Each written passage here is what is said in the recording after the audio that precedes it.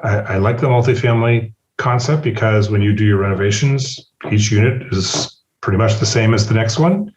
And you can just replicate whatever your updates are over and over again.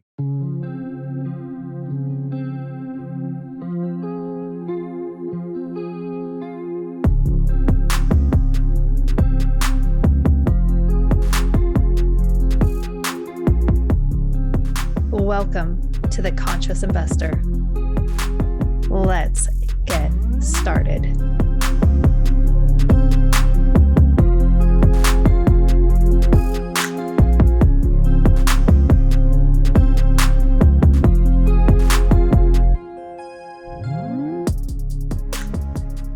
Welcome back, conscious investors. As always, I am joined by the most extraordinary guest of all. In fact, actually, I'm completely 1,000,000% partial because this happens to be one of my business partners. And so I am going to be a little more partial to how extraordinary Matt Kontoff is.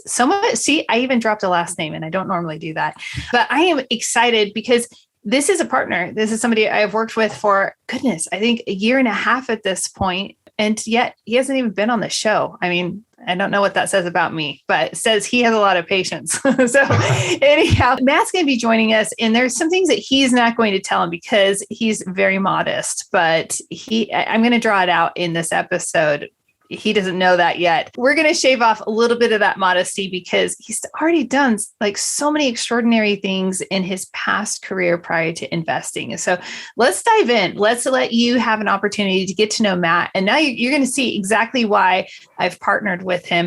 And I'm going to throw one more thing in there, Matt. It was definitely thrown in like over the edge of how, like what a great alignment it is because we're out on due diligence and we're grabbing breakfast, and there was a homeless person out just asking, like, hey, would you buy me something? And Matt did not even hesitate, didn't skip a beat. And this is, if you listen to the show long enough, this is something near and dear to my heart. And Matt just walks off, orders a meal for this person and, make sure the person has something. And I just appreciate people that just show up in life across the board. And that's the kind of person Matt is. So instead of me talking, how about we welcome Matt to the show formally? Matt, I'm absolutely thrilled to have you on The Conscious Investor. Welcome.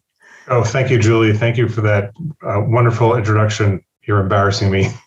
Thank you. I appreciate it. Well, you know what? I already know that about you. I'm like, Matt's not going to say a lot of things about himself and things like that, but I am going to draw them out because you really downplay how amazing you are. And so, one of my deals in life is I always like people to see where they are, you're awesome. So if you don't mind, tell us, and this is where I'm going to be very deliberate and say, don't be modest. Tell us about your past. What did you do prior to becoming a full-time investor? So for over 30 years, I was a software engineer. I worked for some startups. They both went public. I did a lot of great stuff for them. I worked on routing protocols and switching and all kinds of boring high-tech stuff. I actually got a patent through one of the companies, and that was kind of cool. And yeah, people, you hear that?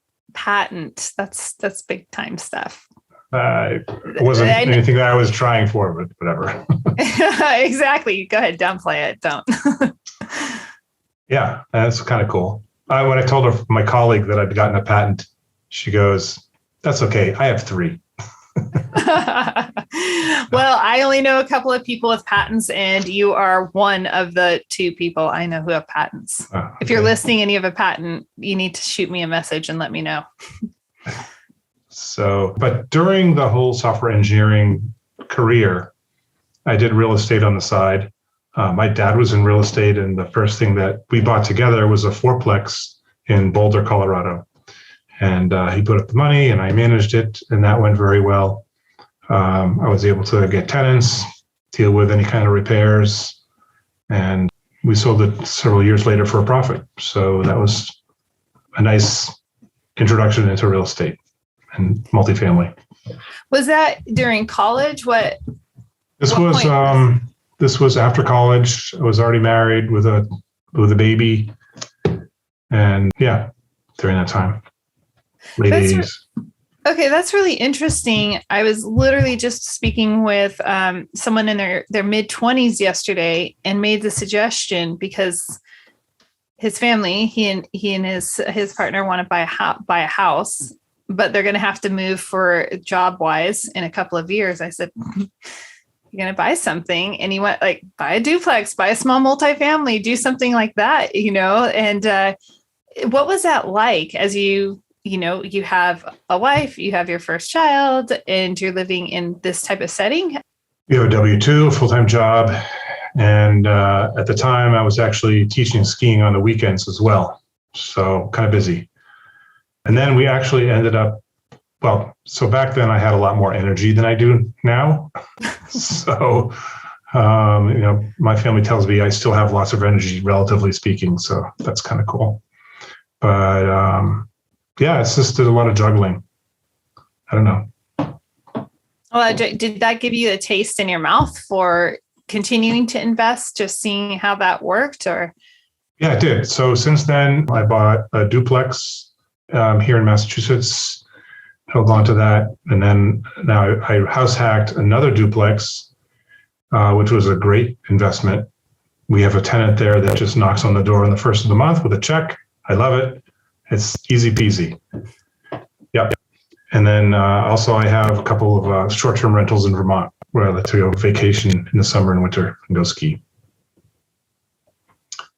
That's really interesting. And then you're invested passively as well. Yeah. So a couple of years ago, I ran into a guy who should I mention his name? Sure, absolutely. Okay. It's one of our favorite people. Yes. So I ran into Steve Breton at a local meetup in Newton, Massachusetts, and we started talking about multifamily, and I'm just listening. And I ended up investing on one of his deals and as my first deal. So I was kind of nervous. I did a lot of due diligence up front. Since then, I've invested in 5 more deals passively. And I really like the investments that I've gotten. I get income, passive income. I don't have to do anything. I just sit and collect. And I actually invested initially in the first 4 with retirement funds. So a Roth IRA or a self-directed EQRP account. Okay, so wow, there's a lot there. So You have a really expansive investment journey here. You've gone from, I joint ventured with my dad and, had this small multifamily in Boulder, Colorado. And I was a landlord and I managed it and I took care of it. And then you morph into, now I have, quads, dues, house hacked. I have short-term rentals and, apartment syndications that I'm passively invested in. What are your favorites? Is there a favorite experience or a favorite flavor of investing? If you were to really double down on any of these, what would it be and why? I like the passive investments. You just set it and forget it, and money comes in. And if the syndicator is doing well, they exceed their expectations. And I just got a notice yesterday that one of them is going full cycle for sale at a crazy sale price. So it's going to far exceed my expectations. And I'm just like, yes. It's awesome. That's always like the best part right there. Yeah. I shared that with my wife and she's like, yahoo. That is so fantastic. So when you were looking at investing in your first passive investment, I think you and I have spoken about this before because we've both invested passively, and there are so many feelings and emotions. But how did you go about figuring out what's the best investment for you? Who, why, how, how'd you walk through that? So, the key thing is the lead person that's part of the syndication, who's running the show. They have to have integrity and know what they're talking about, have experience. And I called this person's contacts and interviewed and spoke with them and see, what his character was like. the next step was. Why do you ask those questions? I didn't go that. When you called them up, or what questions did you ask? Like, if you don't mind, I mean, these are good questions for people listening, our conscious investors to say, yeah, that's a good idea. I could call and I could ask those questions. I think initially, how do you know this person? How long have you known them? Would you invest with them? Have you invested with them? Do you owe them any money? No, I don't know. Just to get the connection between the two and just the feel for the person. Yeah. Yeah, it's a big deal. I've told you before that, my investors always ask who you partnered with, how long do you know them, and what kind of character do they have, and being able to demonstrate, well, this is what they've done in the past, and this is what they've demonstrated to me, and I'm confident about the future. It's a big deal. Yeah, you hit on something that's pretty important to my investors, and that is, how long have you known this person? If it's just some guy off the street, well, hey buddy, want to buy some real estate? No. So that's important. And the next thing that I did was I had an old friend, actually a friend of my wife's, who lived in the area, and she was familiar with that area. So I chatted her up. Her dad was in real estate, so we talked about that area and the direction that area was headed. So that was a positive. And then I did my own due diligence with regard to comps in the area, just to see what the rents would be or could be coming down the road. Okay, this level of thoroughness that you take, I appreciate this because I feel like you even 10x it on every single asset that we underwrite for our team. And so for those of you listening, I mean, Matt and I are partnered, and we're looking for the right investment for you conscious investors. And in doing so, the meticulous care that you take, Matt, in your underwriting is extraordinary. And the depth of sleuth work that you go through in order to ensure every single number is correct. And even, I have to say, I appreciate that you even second guess yourself and go back because it's like, it just shows how intentional you are to ensure that this is something that we can depend on. This is going to work. And so it's really honestly an honor to work with somebody of that caliber, because some people right now it's, investing shifting as interest rates and the market shifts, but some people are kind of becoming a little, it works. It's going to work. And you're not like that. You're like, no, button down the hatches. Let's make sure all of our numbers are locked in. Yeah. The devil's in the details. I suppose down the road, when I've got 6 or 8 projects under my belt, I'll be less like, whatever, we'll figure it out on the back end. Probably not. No, because and that's where we fall back on character, right? Is that that's just not even, I don't even think you could do that if you wanted to. I don't even think you could, because you have this habit and this pattern within you of, no, the devil is in the details. Let's make sure the details are set up correctly. Yeah. So when I look at some of these things and I'm thinking of my investors,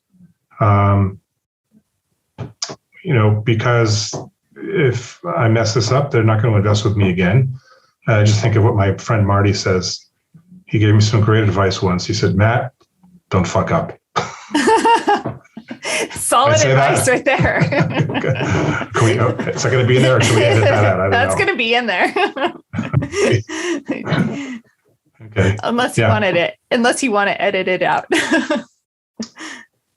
I don't have any problems about telling anybody that, so you keep it in there. Yeah, exactly. Yeah. Well, we don't want mistakes to happen, because it costs everybody. Yeah.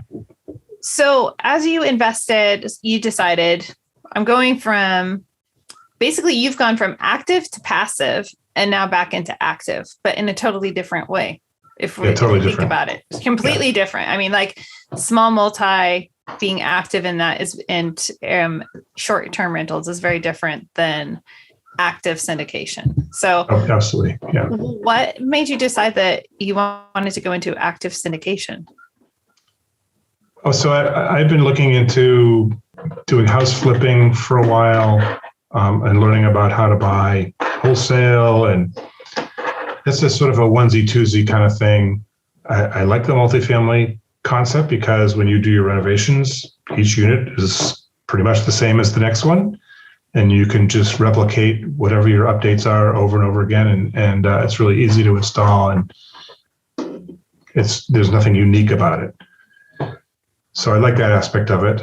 And the economies of scale are much greater with multifamily.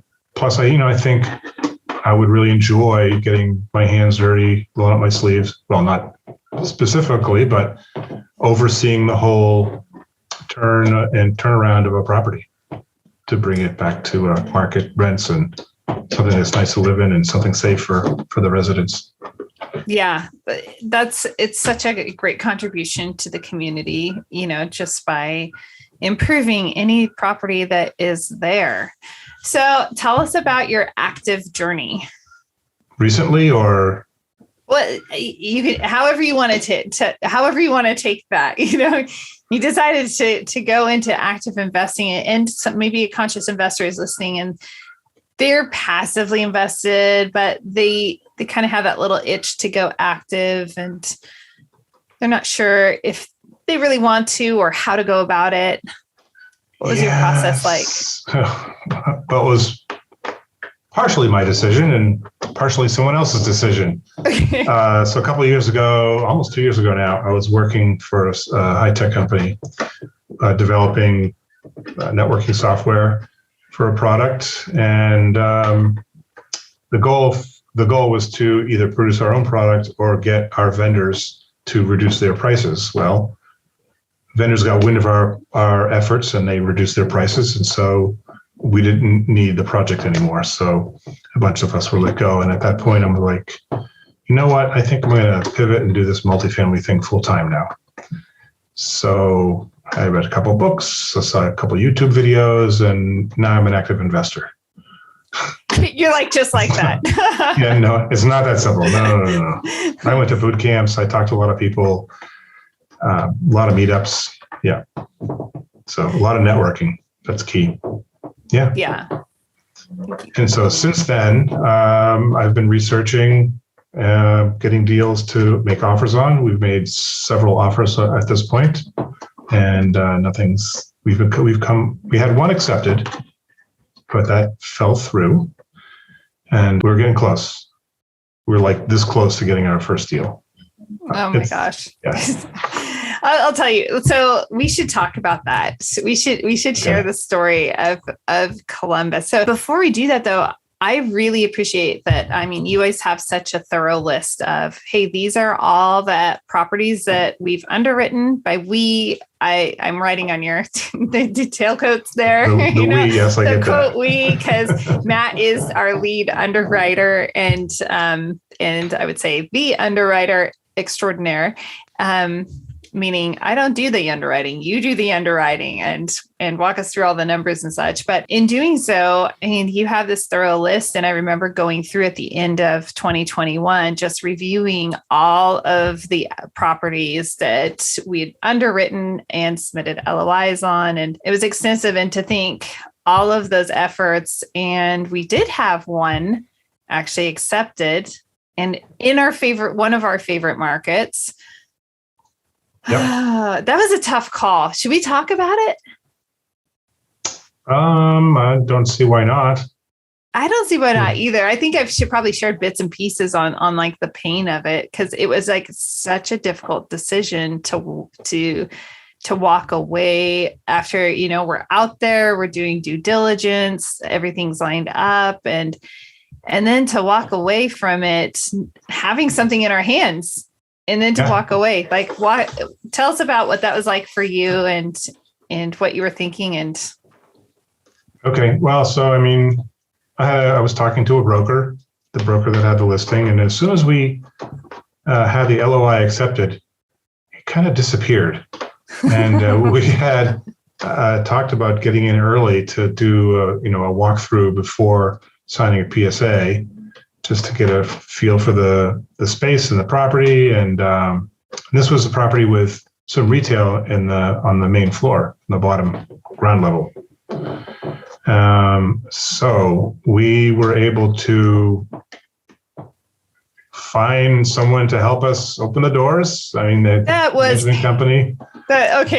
That was actually very, very tedious because your phone, nothing's being returned. We're getting stonewalled, even though we've traveled to accomplish this. And I'll never forget, we just like drive into the property management company and just like find our way up there and just stood there and looked for solutions. And it worked out. We ended up getting in. We got in. We toured the place.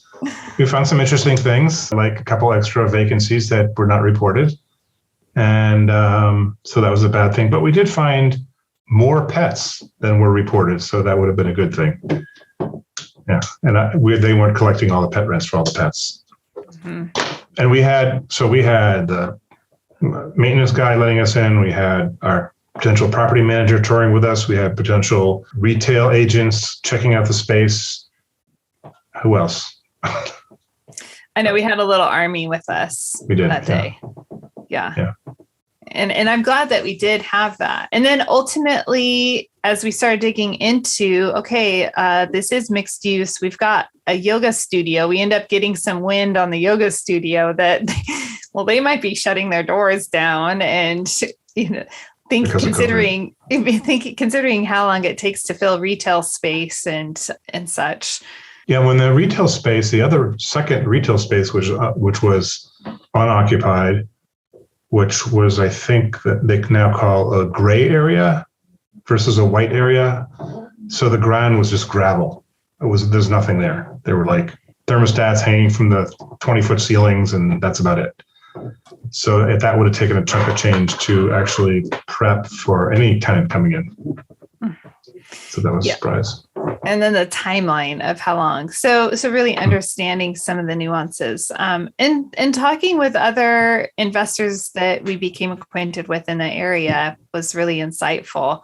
I know I was one of those voices, out of our team of three, our trio, and just saying, red flag.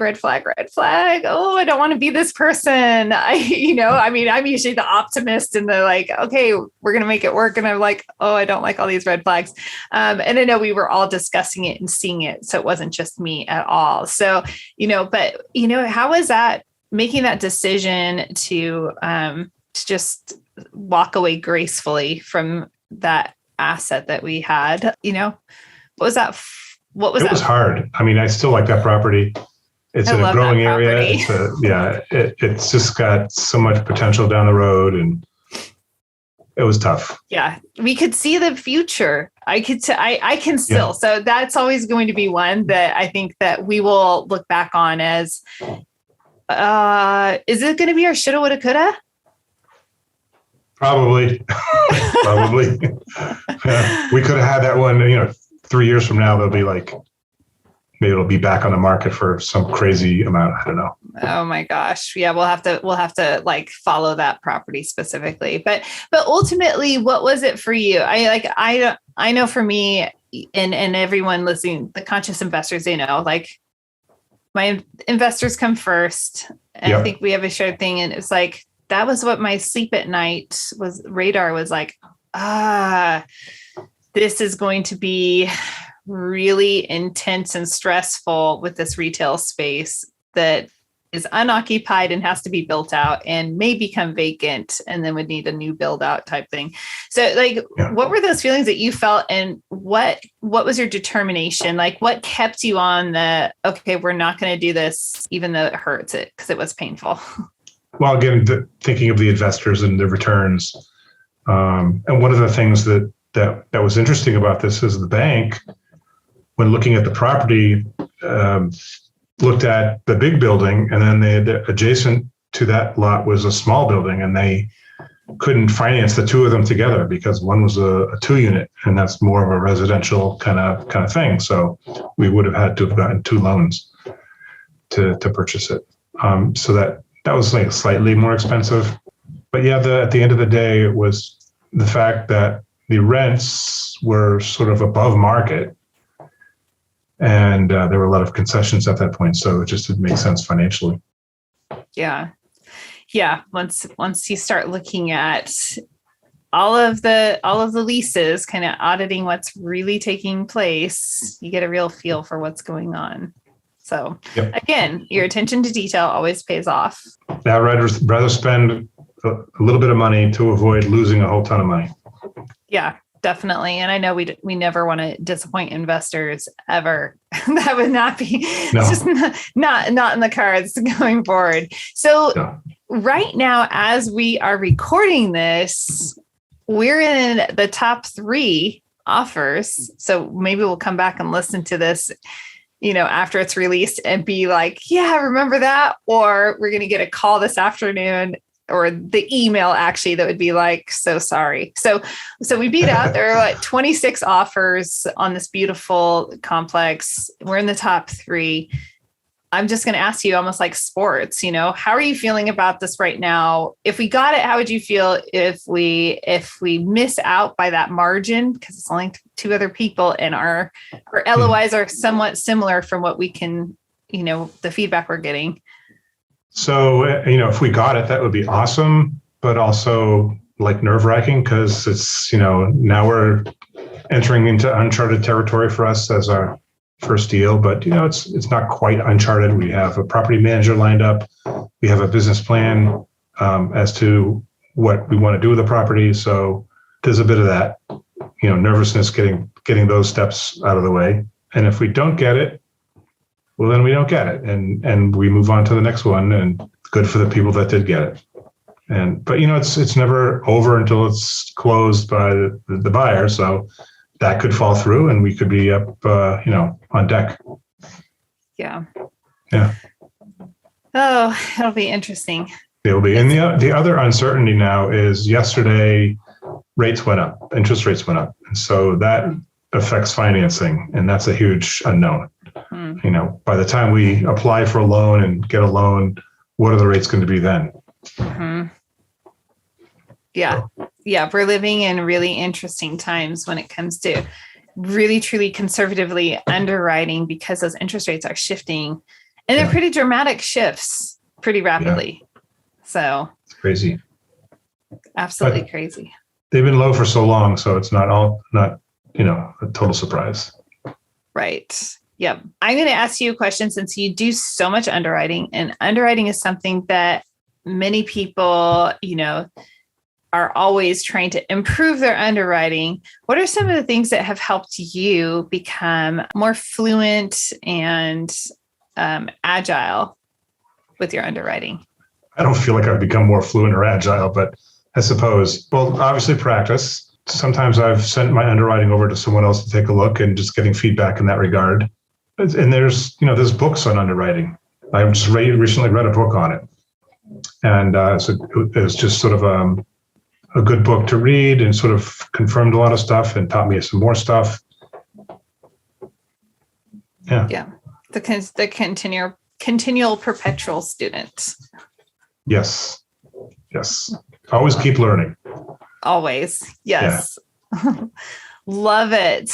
All right, Matt, as we are wrapping up this episode, any final thoughts, things that people should know about investing passively, turning active, leaving jobs, anything you want to talk about? Oh, wow. I don't know.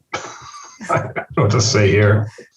I don't know. Again, I really enjoy at some point, I just want to be a passive investor, but that's a long ways away. I really want to see how long and how far I can take the active aspect of being an active partner, general partner. I know I'll be good at it because I have the skills and experience, and see how that goes.